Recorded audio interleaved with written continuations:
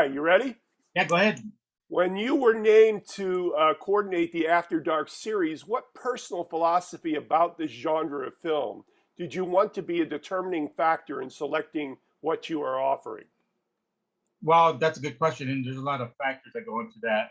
Uh, Typically, in my program philosophy overall is, try to get the most engaging films, and then that's not always possible. Uh, for our festival, it's a little tough because we're in the end of the season, and a lot of genre films, they start getting released in theaters or whatever in October. And Right. so there were some films that I wanted that I couldn't get because their release schedule was before our festival. But I think this year, that because of the pandemic, a lot of stuff was held over. And I think that helped us a lot in getting some things that we probably would not have gotten in the past because everything was so kind of backed up and not limited to just U.S. films. So that also comes into effect, and it also gives you more options because you have more films to look at. In genre programming, it's not only just horror, but it's like sci-fi, it's weird stuff, fantasy. So I feel like for our program, I think it's a good enough like mix of like all that stuff together. Very good. So all the films are equally great, obviously, in this selection. But which of them particularly match up with the factors and philosophies we just talked about? Yeah, no, I think for me, I felt like the sadness was one that really like hit my like genre funny bone because it has everything that like genre fans are looking for. They're looking for uh, unexpectedness. This movie has a lot of gore.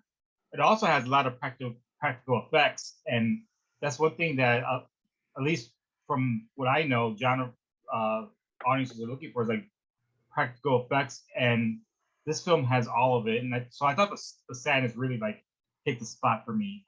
And then the second film was Phil Tippett's Mad God. I think that film is pretty much the same. It's just a crazy, amazing world that Phil Tippett made, and also mostly practical effects. So I think that kind of fits my philosophy, what I was looking for. What do you think has characterized what this genre is talking about in the last 10 years, which dovetails with the technology putting cameras in more hands? Yeah, no, I think, well, first of all, like the technology has given more accessibility, but I think the past 10 years, I think especially the past like 2 or 3 years, I think films have, I feel that they have more of a message, but I think in the past, genre film has always had messages behind them. But I think now, I think there's more like more purpose behind it. Film like Peele's films, Get Out is a good example of kind of like a messaging behind the horror. Candyman, it just recently came out, Oh, yeah. has a great, that has this messaging behind it. I think that's becoming more of a difference the past 2 or 3 years. So Yeah. often this genre category is a calling card for new filmmakers. Besides loving the genre, why do you think this form of cinema lends itself to the new filmmaker? A lot of it is nostalgia. Yeah, like you grew up with films. You want to make these films.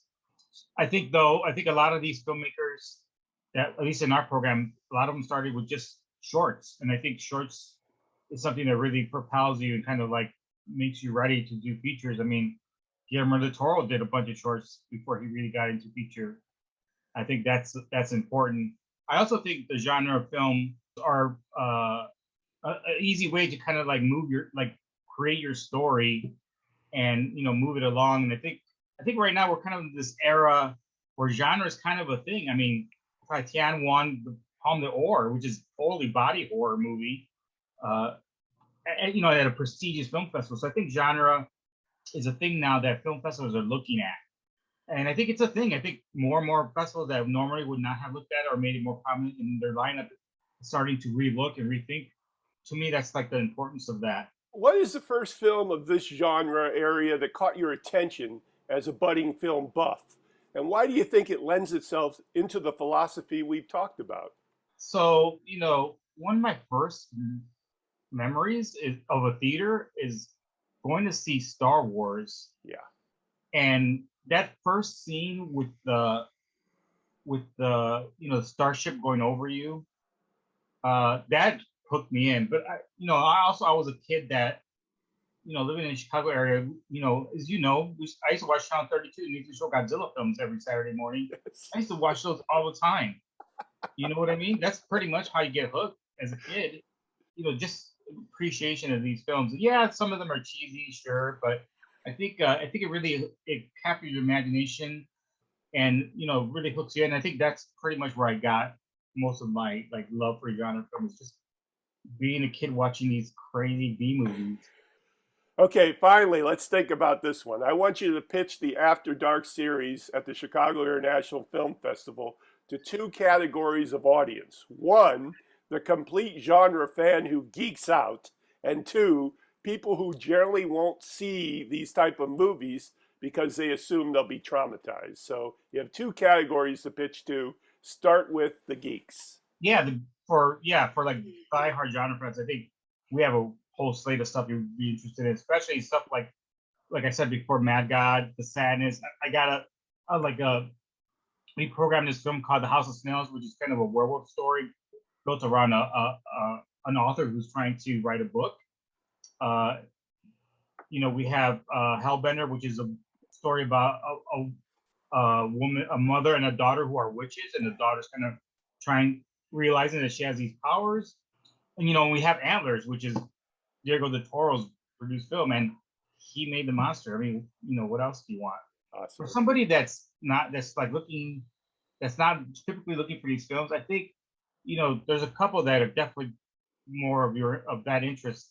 The Beta Test, which is this thriller about a Hollywood agent who gets an envelope asking him to meet some woman at a hotel. And he kind of tries to track down how he got this envelope and how they knew who he was, and it leads down to this crazy path of data mining and an app.